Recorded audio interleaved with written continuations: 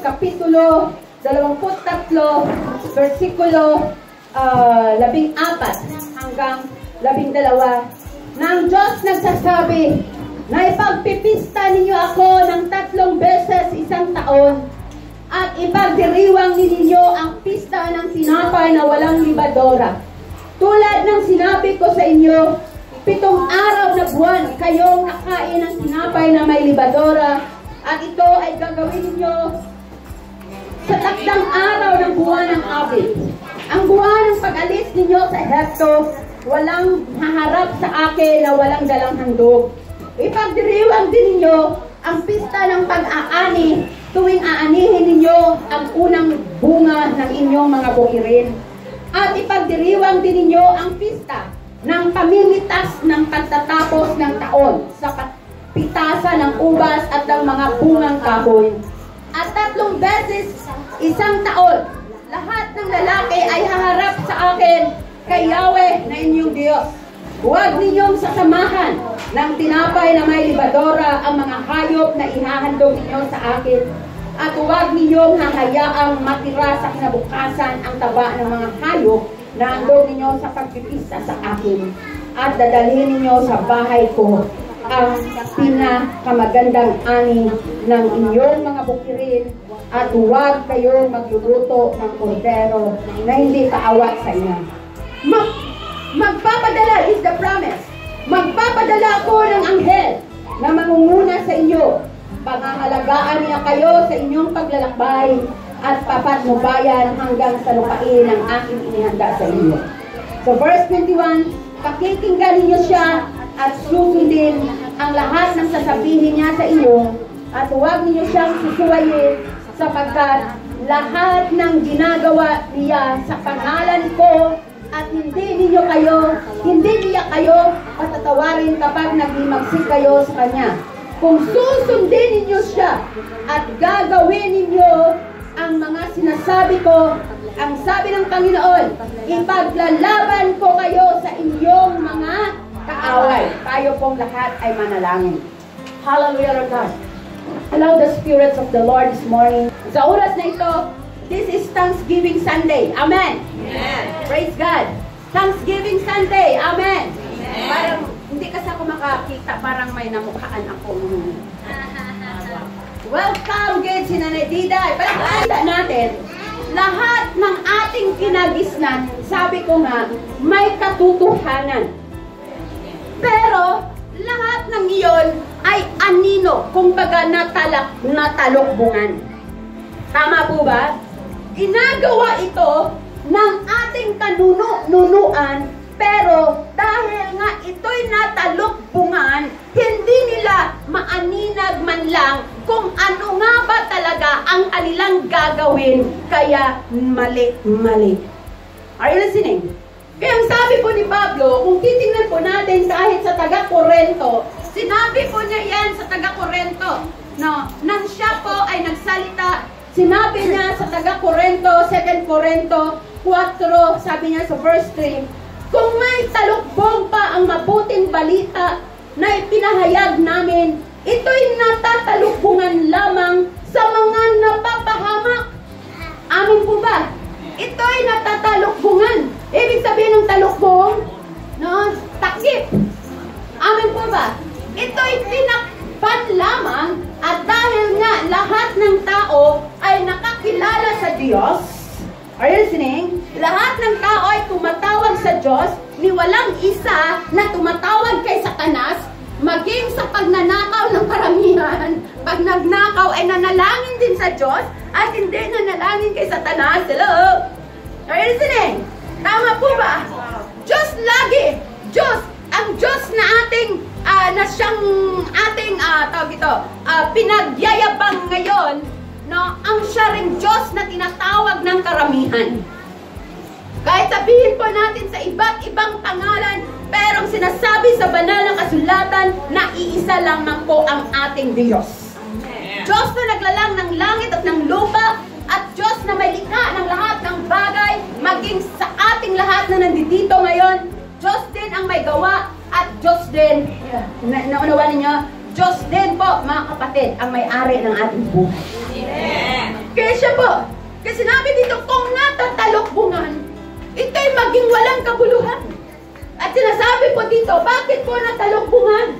Bakit po natalokbungan ang banal na kasulatan? Sapagkat natalokbungan ito para, ang sabi po dito sa verse 4, para ang mga tao ay hindi sumasampalataya. Alright, sining?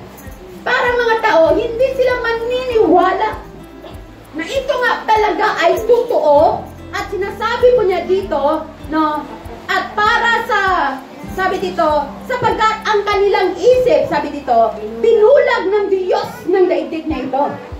Natalokbungan ito, mga kapatid, para hindi po sila sasampalataya sa sinasabi ng banal na kasulatan, at kaya ginawa ng ating Panginoon, pinulag niya ang isipan, at sabi nga natin, mata ang dapat bulagin, pero iba si Satanas. Alisin, iba si Satanas, ang binulag ni Satanas ay ang kanilang ang kanilang isip. Isip. Kaya sa panahon natin ngayon, maraming nakakakita, pero hindi nakakaunawa. Tama po ba? Uulitin ko po, marami tayong nakikilalang mga tao, nakakita sila, pero hindi po sila nakakaunawa. Nakakarinig po sila, pero hindi po sila makakaunawa. Naunawan ba niya ko? At kaya, patuloy na gumagawa, ngunit ang mga ginagawa ay hindi ayon sa kalooban ng Diyos. Kaya nangyari, maraming kaawa-awa. Pero kayong nandito ngayon, mapalad kayo, kaya palakpakan niyo ang Panginoon sa buhay mo. Woo! Sabi natin lahat! Woo! Let's go! Woo! Ang mga dyan, mga katigaan, ang mga minsan ang puso mo'y tumitigas na, parang minsan kinakalyo na dahil sa problemang naranasan. Amen? Sa buhay. Hello? At minsan parang tawag dito, nang sumisikip na, ito ang oras sa bahay ng Diyos, isigaw mo yan, sabihin mo, woo! Woo! Palakpakan po natin ang ating Panginoon. Kaya dito sinasabi ng Panginoon, binulag sila ng Diyos ng daigdig na ito, sila'y binulag nito upang hindi nila makita ang liwanag ng mabuting balita. Hindi nila makita ang liwanag ng mabuting balita tungkol sa kahilingan ni Kristo na siyang larawan ng Diyos, na si Kristo Jesus na ito, siya ang ating Panginoon, ipinangaral niya sa atin at hindi ang aking sarili, sabi ni Pablo. Ipinangaral ko si Jesus Kristo at hindi ang aking sarili sapagkat ako'y lingkod ng Diyos. Amen po ba? Kaya dito, ano pang ibig sabihin ng thanksgiving? Pag sinasabi po natin nga thanksgiving, mga kapatid, hallelujah, na wala tayong DLP eh. So, hindi ko maipakita. Maganda sana pag may DLP. So, sa Amerika, sa Canada, when they celebrate this Thanksgiving actually, no, nagdadala sila ng mga harvest, ng mga ani. At ito, ano nga ba ang basihan nito? Bakit dinadala natin ito? At ang katanungan ng karamihang mga tao, sino ang tumatanggap nito? Bakit kami pa magdadala ng mga handog na ito? Sabi ko nga, sa ating kinagisnan, no, nung tayo ay nagising, ako actually, I am devoted. Kung baga, grade 4 pa ako, nagsimula na ako na parang nandyan ako sa church dahil ako'y choir. No, naging choir po ako sa simbahan na kinaroonan ko, diputado po ako, at nagsimula po ako dyan sa Malocol, Bayaklan. Praise the name of Jesus.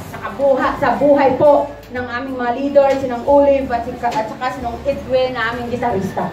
At hanggang po ako ay lumipat dito sa bayan, ako ay nag-aaral dito sa Melchor Memorial School. Nang nakilala ko po si Sir Talapian na siya rin po ang aming leader sa choir. Amen po ba?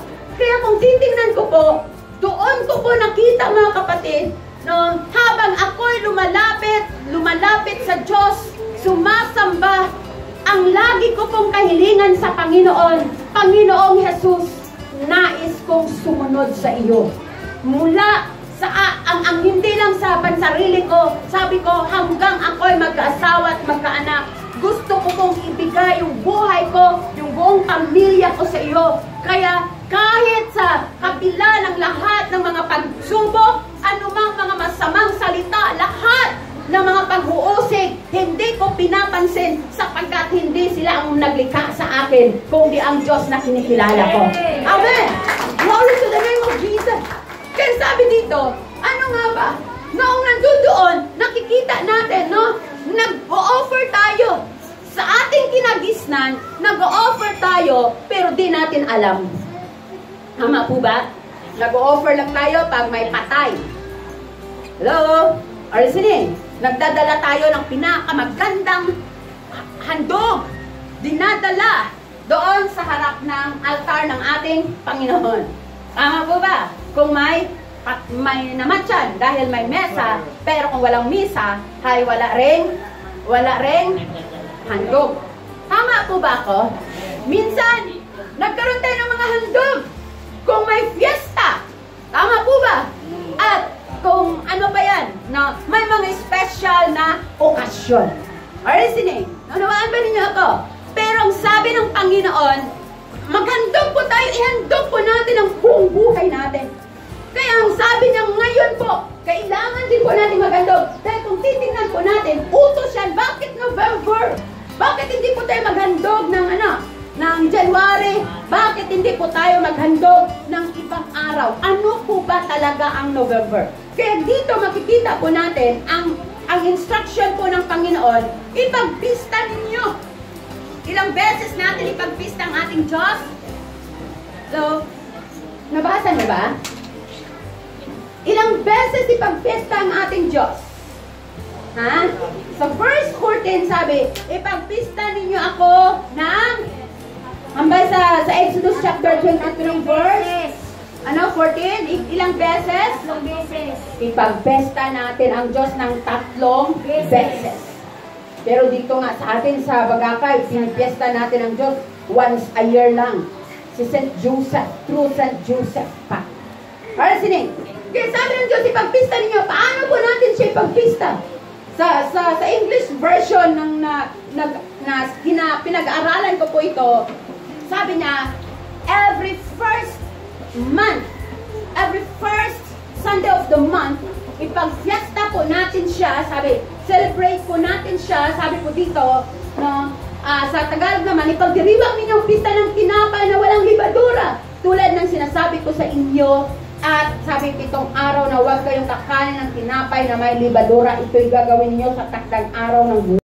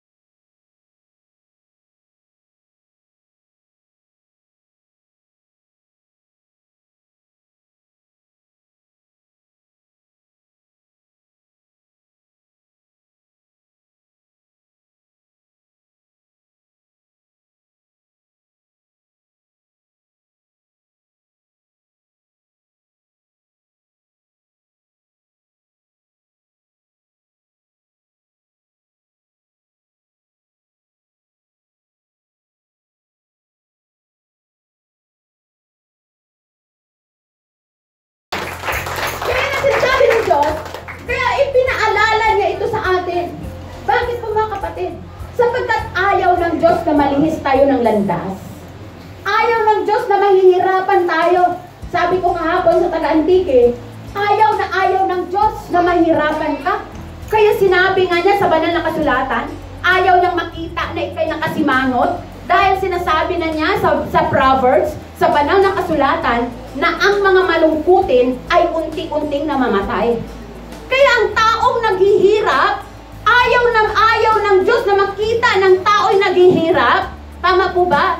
Kaya, mamili kayo kung gusto nyo bang mabuhay o gusto nyo mamatay. Kung gusto mong mabuhay, i-enjoy mo ang pagpapala ng Diyos. Dahil kung hindi mo ma-enjoy ang pagpapala ng Diyos, at kung hindi mo ma-enjoy ang buhay mo dito sa mundo, lagi ka nalang problema, lagi ka nalang stress, lagi ka nalang puro ka nalang ganito, parang wala nang ngiti sa labi mo. Are you listening? Sasabihin ko na sa'yo, buhay ka nga, pero dinadala mo na ang buhay mo sa libingan mo. Sapagkat kinukuha ng Diyos sa mundo ang lahat na nahihirapan. Agree hindi? Are you agree hindi? Tama yan.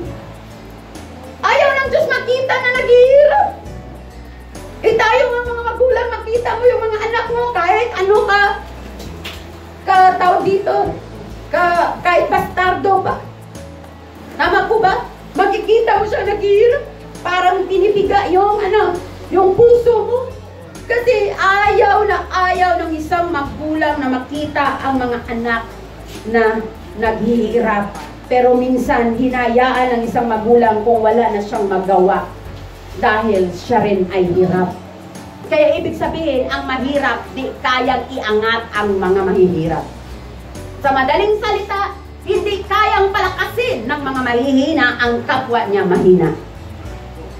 Tama po ba? Kaya ang nais ng Panginoon, tayo ngayon ay palalakasin upang mapalakas natin ang mahihina.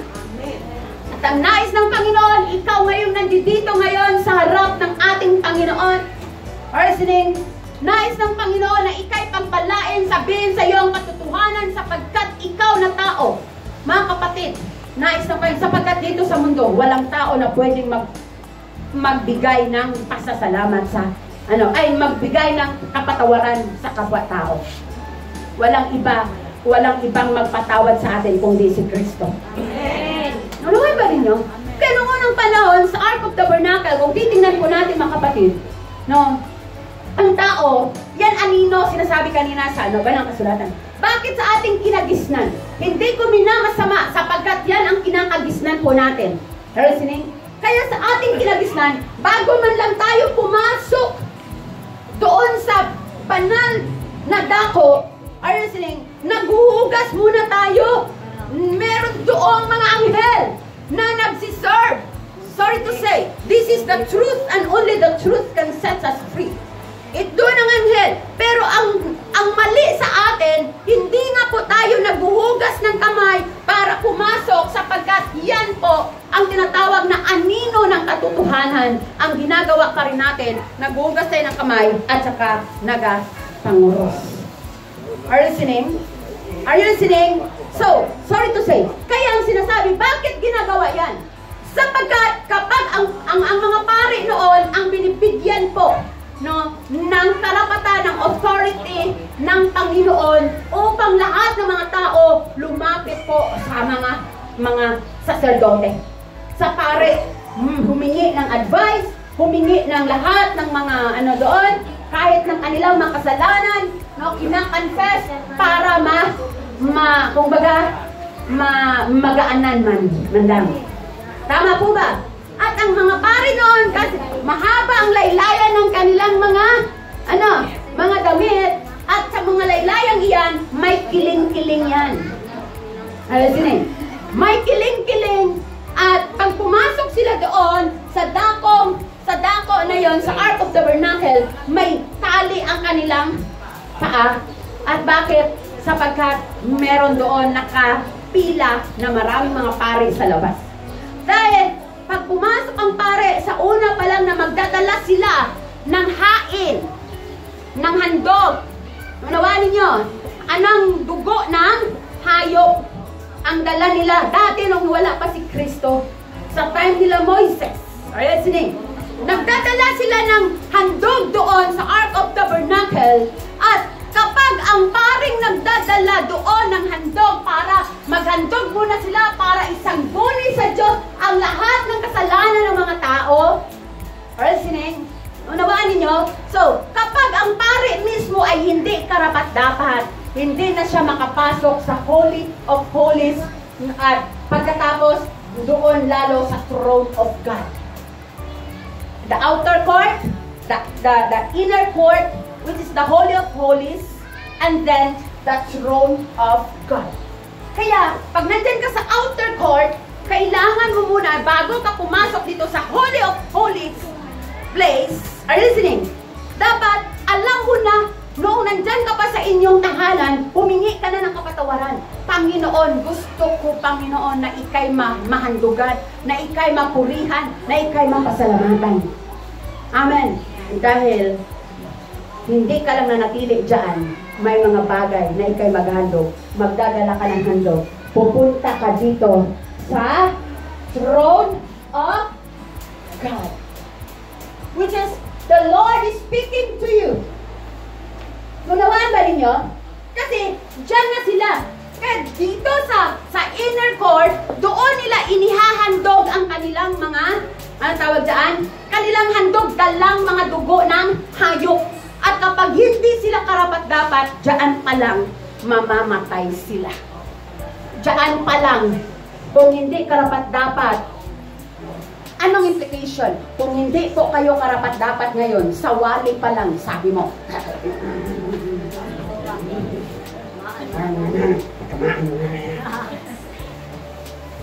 Are you listening? Tama hindi? Tama hindi? Mga kapatid, yun po ang katotohanan na sinasabi ng Diyos. Kaya kapag hindi na, wala na silang mapakinggan na tunog sa damit ng anak, o hindi man tawag dito, yung tali, hindi na gumagalaw, ang ginagawa ng mga pare doon sa labas, sa outer court, ay hinihila na lang nila palabas ang pare dahil patay na siya. Amen? Basahin mo sa Hebrews. Basahin mo sa Hebrews. Hali-halili sila para magdala ng handog sa banal na dako ng ating Panginoon. At kapag okay na sila, sila na po ay karapat-dapat na pumunta sa throne of God, na kung saan merong mga anghel doon, ang dalawang kirubin, nandoon po ang presensya ng Panginoon, at doon po sila makikipagniig, doon po sila makikipag-usap sa ating Panginoon. Are you listening? Kaya nang sabi ng Panginoon, nang sinasabi niya ngayon sa atin na ipagpista po natin siya, gagawin po natin ang sa first Sunday of the month, hallelujah, lagi po nating alalahanin na ang Diyos mo nagpapako sa krus para bayaran ang kasalanan mo, sapagkat ang kasalanan lamang ang nagpapahirap sa iyo. Ang kasalanan lamang ang nagbibigay ng karamdaman sa iyo. Hello?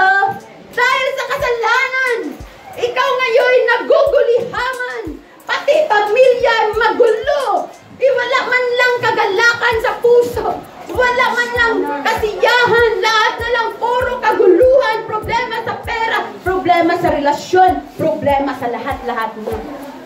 Kahit nandyan ka na sa tahanan mo, na disinsanay, sarap ng higa mo, matutulog ka na lang, pero nangyari, inugtulog mo na lang, hindi ka pa makatulog, hindi ka pa makaidlip. Bakit po ba? Kasi ang iyong kaluluwa ay naghahanap pa ng mga bagay-bagay na kinakailangan mo. Kaya sa halip na matulog ka na, hindi ka makaidlip, hanggang ikaw ay balintong-balintong, balikwas-balikwas, hindi ka na lang makatulog. Kasi ang dami mong iniisip. Ang mga bagay na yan, ginagawa ng mga taong walang pananampalataya sa Diyos. Hello? Tama po ba? Hindi. Kaya nang sabi ng Panginoon, ang pangalawang pagpipista na dapat natin gawin, no? Kaya kanina, pinasaya ko kayo kasi fiesta Thanksgiving. Sabi ko dito, sa verse 16, sabi dito ng ating Panginoon, ipagdiriwang din ninyo ang pista ng pag-aani tuwing aanihin ninyo ang unang bunga ng inyong mga bukirin. Kaya yun ang ibig sabihin na dinadala. Paano po natin yan ginagawang pagpipesta? Ang sabi ng Panginoon, dadali natin lahat sa bahay ng, dadalhin nyo sa bahay ko ang pinakamagandang ani ng inyong mga bukirin. Amen. Yung 10%, no? Ruaton ng mga nagawa yan dito. At saka, ito namang tinatawag dito sa verse 18, huwag ninyong, sabi dito, sa verse 16, pagdiriwang din ninyo ang pista ng pag-aani tuwing aanihin ninyo ang unang bunga ng inyong mga bukirin, ang pagdiriwang din ninyo ng pista ng pamimitas ng ubas at ng mga bungang kahoy, 3 beses isang taon lahat ng lalaki ay haharap sa Panginoon. Kaya ang 3 fiesta, number 1, Fest of Unleavened Bread. Now, verse 15, Fest of the Harvest sa verse 16, at ngayon, ang ginagawa natin sa verse 19, nang sinasabi po doon ay, dadalhin ninyo sa bahay ko ang pinakamagandang ani ng inyong mga bukirin. Bakit po ba? Ano nga ba talagang ibig sabihin nito? Bakit nais ng Panginoong ipagawa ito sa atin? Kung bubuksan po natin ang ating Biblia po, mga kapatid, dito sa saan ba yan? Hallelujah. Glory to God. Buksan po natin ang ating Biblia. No? Ang sabi po dito ng ating Panginoon sa Exodus 25 verse 2 to 3, sinabi po dito, sinabi ni Yahweh kay Moises, sabihin mo sa mga Israelita na maghandog sa akin, at ikaw ang tatanggap ng anumang ihahandog nila. Ito ang kanilang ihahandog. Sabi dito, ginto, pilak, kanso, no? Lanang asol, morado at pula, mga pinong kayong lino at hinabing balahibo ng kambing. Nandyan lahat ang kanyang mga instruction ng ating Panginoon. Kaya sabi ko, kaya pala, nung unang panahon, ang mga lingkod ng Panginoon, yumayaman. Hello? Unawaan ba ninyo ako? Yumayaman! Kaya baka mag-isip kayo ngayon, sabihin nyo, kayayaman ngayon si pastora. Kasi lahat ng aming mandog ay doon sa kanya dadalhin. Hello? Tama po ba? Pero ang tanong ko, sino ang sinasabi sa Biblia? Sino ang higit na pinagpala? Ang nagbigay o ang binibigyan? Ang nagbigay. Eh bakit iniisip natin na yayaman ang pastor? Bakit sinasabi natin yung mayaman ng pastor? Kasi, alam niyo mga kapatid, ang pastor ay hindi yan yayaman kung ang miyembro niya ay pulubi. Tama? Tama? Hindi. Palatandaan yan sa mundong ito na kapag ang miyembro ng Panginoon, ang mga tao ng Diyos ay pinagpala ng Diyos sapagkat yan ang promesa ng Panginoon na nais niyang i-fulfill. Ano tawag dito sa Tagalog ng fulfillment? Nais niyang, tawag dito, no, gawin, no, sa ating mga anak niya na tayo po'y mag-enjoy sa pagpapala sapagkat isinilang kanya hindi upang pahirapan. Alam niyo mga kapatid, yan ang susi. Bagamat hindi ang Diyos ang tumatanggap, pero dahil sa pagbibigay, sa pagdadala at sa pagsusunod mo sa kalooban ng Diyos, yan ang daan para ikaw ay yumaman. Dahil sinasabi sa 2 Corinthians 8:9, anong sabi dyan sa Biblia? Pakibasa. 2 Corinthians chapter 8 verse 9. Paunaunat basa, Biblia. Base, ako pa mauna. Nakita niya? Pakibasa, sir. Alam ninyo kung gaano kalaki ang pag-ibig sa atin ng Panginoong Jesucristo. Oo. Na bagamat mayaman ay nagpakarukha upang yumaman kayo sa pamagitan ng kanyang karukhaan. Okay. Maliwanag po ba mga kapatid? Hindi. Anong sabi niya sa 2 Corinthians? Basahin ko po. dito sa banal na kasulatan nang sinasabi sa 2 Corinthians 8, chapter 8, verse 9, nang sabi dito, bagamat may, sabi dito, alam ninyo kung gaano kalaki ang pag-ibig ng ating Panginoong Jesucristo na bagamat mayaman. Sino ang mayaman? Ang Diyos mayaman. Ang Diyos natin na mayaman, anong ginawa niya? Napakadukha.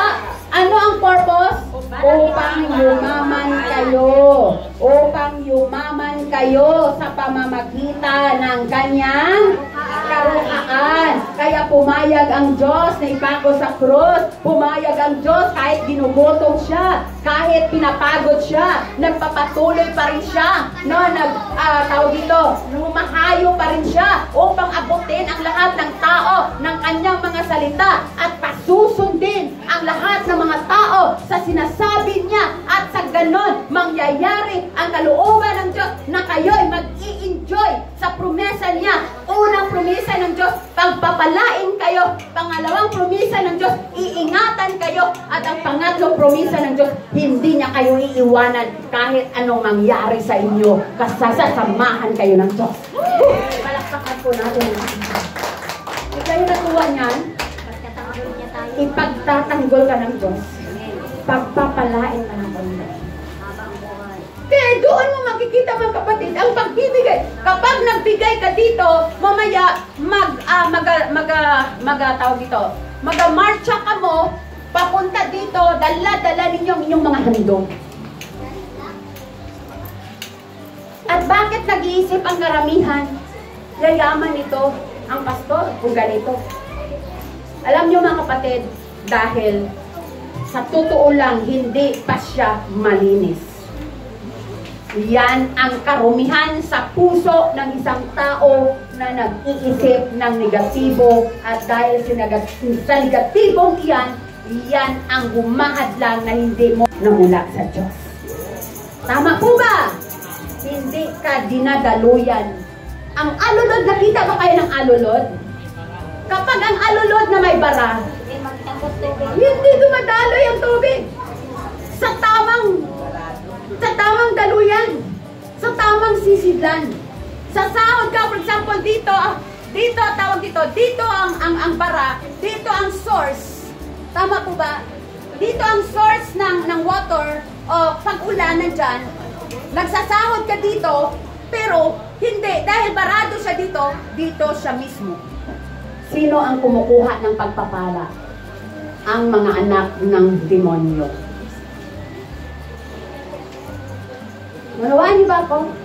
Kaya kung titingnan po ngayon natin mga kapatid, sabi nga ni Jeremiah, bakit Panginoon?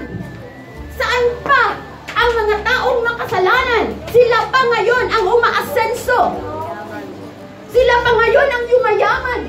Akong sumusunod sa iyo. Bakit ako ganito? Hindi maikaila sa mundo ang mga taong kurakot, daming sasakyan. Pero ang taong honest, taong tawag dito, talagang mabait or ano, siya pang naghahabol sa mga may sasakyan.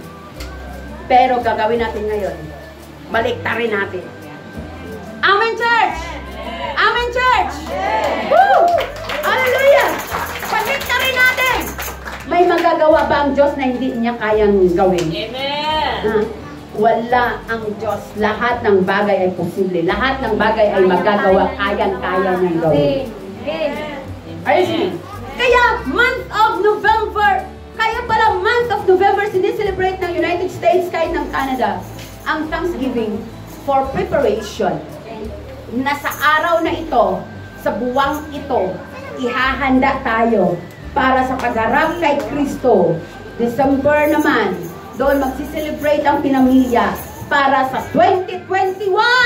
Wala nang maghihirap dito. Amen! Sabihin mo, hindi na ako maghihirap. Parang ang hina. Sabihin mo, hindi na ako maghihirap. Kahit ang buong pamilya ko, hindi na maghihirap. Sabihin mo, aangat ako. Dahil kay Kristo. Sabihin mo sa katabi sabi, yayaman ka na pala. Woo! Palakpakan ko natin ang ating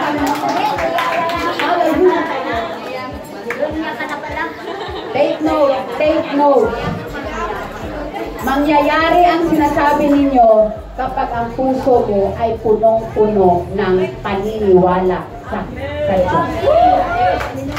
Pero kapag nagsasabi ka niyan at parang ayaw mong parang ayaw mo. Parang ayaw mong maniwala. Parang nagdadalawang isip ka ba? Kagaya sa akin noon. Sabi ko, tinawag ako ng Diyos. Sabi ko sa Panginoon, habang ako'y nagpe-pray, nakahiga ako, sino ang makikinig sa akin, Lord? Anak ako ng mahirap, kubos, sa lipunan. Are you listening? Walang trabaho ang tatay ko, walang trabaho ang nanay ko, wala kaming abroad, wala kaming auntie na nasa abroad. As in, walang-wala. Sabi ng Diyos, sino bang gumawa ng pera sa abroad? Sino bang nagbibigay ng pera sa mga tao sa abroad? Sino bang gumawa ng langit at ng lupa? Sabi ng Panginoon sa akin, sabi ng Diyos, talaga bang ikaw ay naniwala sa akin?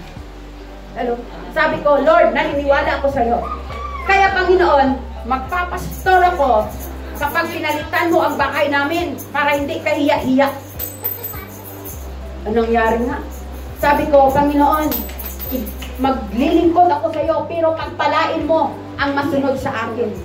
Na siya ngayon ang magiging susi para ang iyong sinasabi ngayon ay mangyayari sa pamilyang ito. Para maging ehemplo kami, example kami, parang malaking patotoo ng sa barangay na ito. Kaming kilalang-kilala ng karamihang mga tao dahil sa pagsunod sa iyo, inangat mo. Kaya mga kapatid, 5 bagay lang bago tayo matapos para tandaan natin ito. No? Dahil sinasabi dito ng ating Panginoon, no? Kahit si Jesus man ay naghandog. Si Jesus naghandog. Anong handog ni Kristo? Ang buong buhay niya, inihandog niya sa Diyos. Dahil ang ating oras, kaya the 5 spiritual sacrifices. Ngayon para sa atin, na mga anak at pinili ng Panginoon. No? Ito ang mensahe ng Panginoon sa iyo dahil ikaw ay tinanggap mo si Kristo, naniwala ka sa Kanya, sumunod ka sa Kanya ka ngayon sumusunod, di sabi ng tao, ito ang gagawin mo. Ano ang dapat mong gagawin para walang tinatawag na walang ang tawag doon, walang obstacles, walang hindrance. Anong tawag na doon sa Tagalog? Walang hadlang. Hindi mahahadlangan.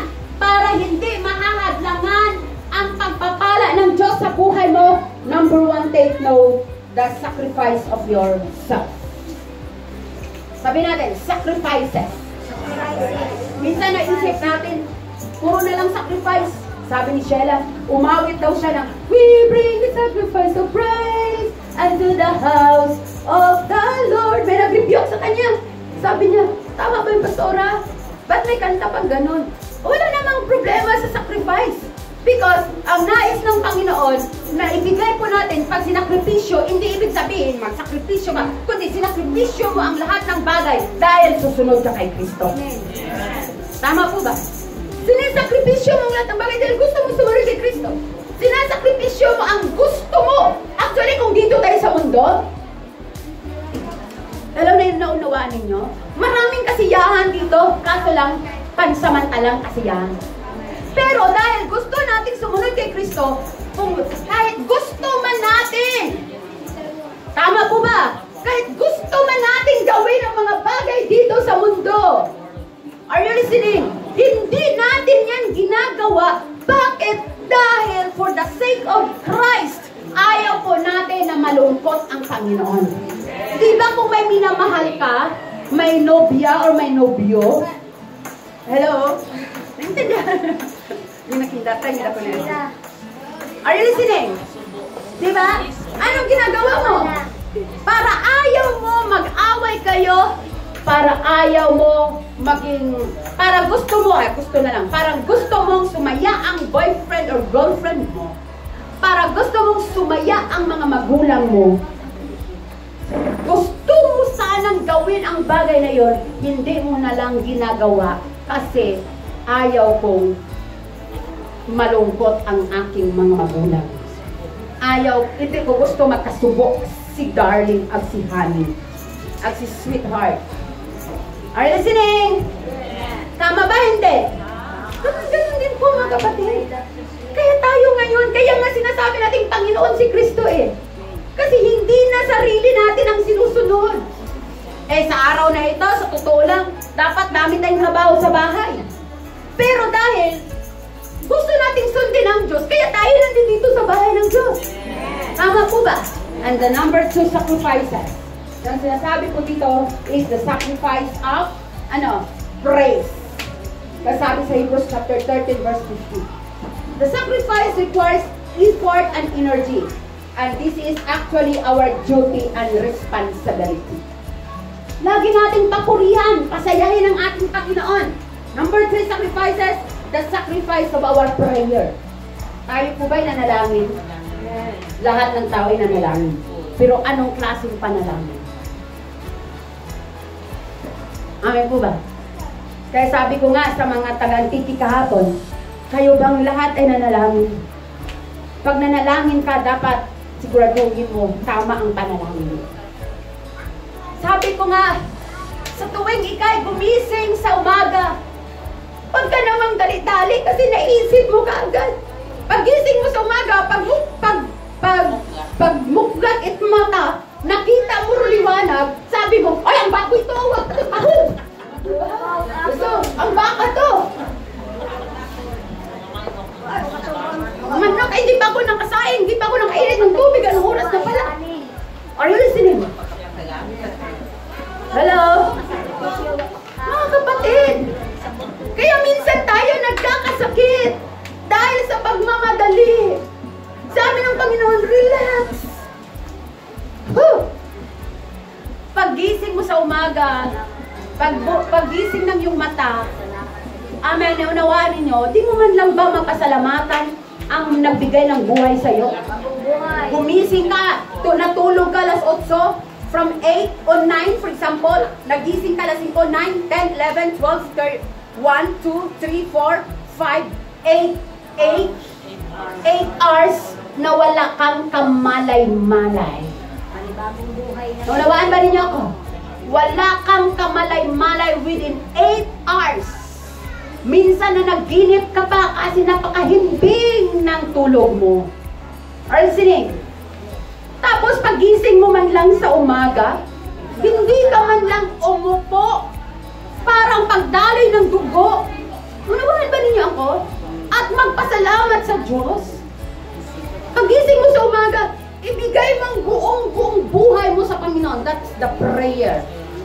Sabihin mo sa Kanya, salamat Panginoon, purihin mo siya. Panginoon, salamat po, nagising ako, nagkaroon muli ako ng pandinig, nakakita muli ang mata ko, hallelujah, nakaamoy muli ang ilong ko, nakadama muli ang aking mga katawan, sa oras nito, Panginoon, ito dapat ang panalangin mo, sa oras nito, Panginoon, huwag mo akong hayaan na kung saan mapunta, bagkos hayaan mo akong pangunahan, dalhin mo ang aking mga paa, kung saan ibig mo, bigay mo sa akin ang lahat ng aming pangailangan. Nanuwaan ba ninyo? Kaya minsan mga tao, pagising sa umaga, hindi nakalapit sa kanyang Panginoon. Kaya kung saan-saan. Nag-iisip na lang, kanino kaya ako nito magpunta?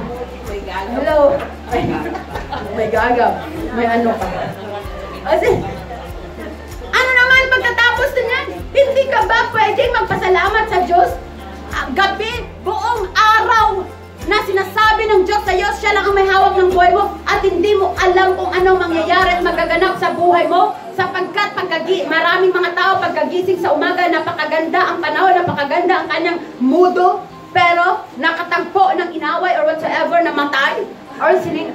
Kaya tayong mga buhay, sabi ng Panginoon, sa araw ng gabi, magpasalamat ka, sabihin mo, salamat Panginoon, sapagkat hindi mo hinayaan na ako ay mangutang. Are you listening? Oo. Kasi ang prayer mo, mo kaninang umaga, huwag mong hayaan, Panginoon, ako'y mangutang, huwag mong hayaan, Panginoon, kasi ako'y bungangera, ako ay mainitin ang ulo, ako ay ganito. So, yun dapat ang pasalamatan mo. Kung baga, binuksan mo, sa gabi, tinakpan mo. Kaya tinakpan mo ng pasasalamat. Amen. Inihahanda lang po tayo. This is the preparation of the Lord for this coming 2021. Just because your life, this coming year 2021, will never be the same again. Amen. Ang buhay mo sa year 2021 ay hindi kagaya ngayon. Kundi ang buhay mo sa 2021, ikaw na'y nilalapitan. Woo! Ikaw na ngayon kinikilala. Hallelujah! Maraming mga taong lalapit sa iyo sapagkat kilalang kilala ka na mabait na tao.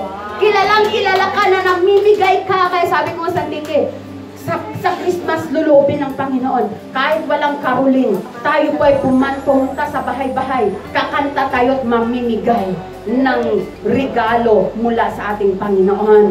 Amen po ba? Palakpakan po natin ang malakas ng ating Panginoon. Minsan nag-isip siguro kayo, pastor ako nagsalita yan. Ganyan yan. Hallelujah. Nagsasabi tayo sapagkat, sabi sa Hebreo, magsalita ka nang magsalita. Sabi sa Numbers, magsalita ka nang magsalita. Buhay ang Diyos na nakikinig sa sinasabi mo. At lahat ng bagay na iyan ay gagawin niya para sa iyo.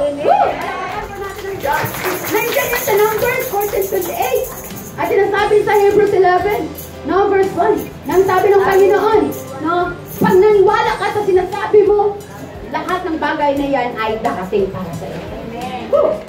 Number 3 po, sinasabi, the sacrifice of our prayer. Number 4, the sacrifice of our position.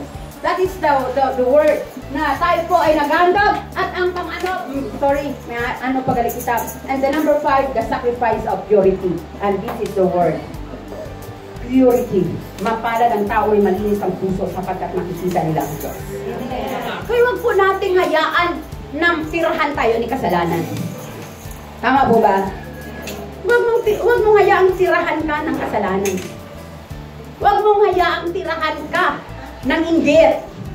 Huwag mong hayaang tirahan ka. Tirahan ka, tirahan. Ano ba yung word natin? Tirahan, o pangunahan. Pangunahan. Huwag mong hayaang pangunahan ka ng kasinungalingan sapagkat kasalanan niya. Huwag mong hayaang pangunahan ka ng ayaw masapawan. Are you listening? Huwag mong hayaang ikaw ngayon maging tirahan ng kasamaan. Sa halip, gawin mo, maging tirahan ka ng banal na Espiritu ng Diyos. Are you listening? Naunawaan po ba natin lahat? Kasi sa oras na ito, mga kapatid, napakasarap mamuhay kung may malinis na puso. Sapagkat kailan may sinasabi nga sa banal na kasulatan na hindi kayang gapiin ng kasamaan ang kabutihan. Walang pagkakaiba na hindi kayang talunin ng kadiliman ang liwanag. Kaya ngayon, lumiwanag, walang madilim. Mamayang gabi, pag maging madilim na, akala niya, nanalo na si kadiliman. Pero pag dumating ang ilaw, ang kadiliman ay naging maliwanag. Kaya ganun din po sa atin mga kapatid. Huwag po nating hayaan na tirahan tayo ng kasamaan. Maging mabuti lang po tayo. Huwag tayong magsawa na gumawa ng kabutihan. Amen po ba? Huwag kang magsawang gumawa ng kabutihan sa kapwa. Kahit ang mga taong ayaw, hindi naging mabuti sa iyo, pakitaan mo ng kabutihan sapagkat iyan ang totoong nasa puso mo. Mabuti ka. Kaya if we really want to turn our thanksgiving into thanksgiving, that is our topic this morning. Our thanksgiving leads into thanksgiving. Sinasabi ko dito, let's do it by living lives that are pure, holy, and acceptable to God. We continue give all honor. Now we can turn our thanksgiving into thanksgiving if we offer to God these spiritual sacrifices. The number 1, sacrifice of yourself. Number 2, the sacrifice of praise, the sacrifice of prayer, the sacrifice of possessions, and the sacrifice of purity.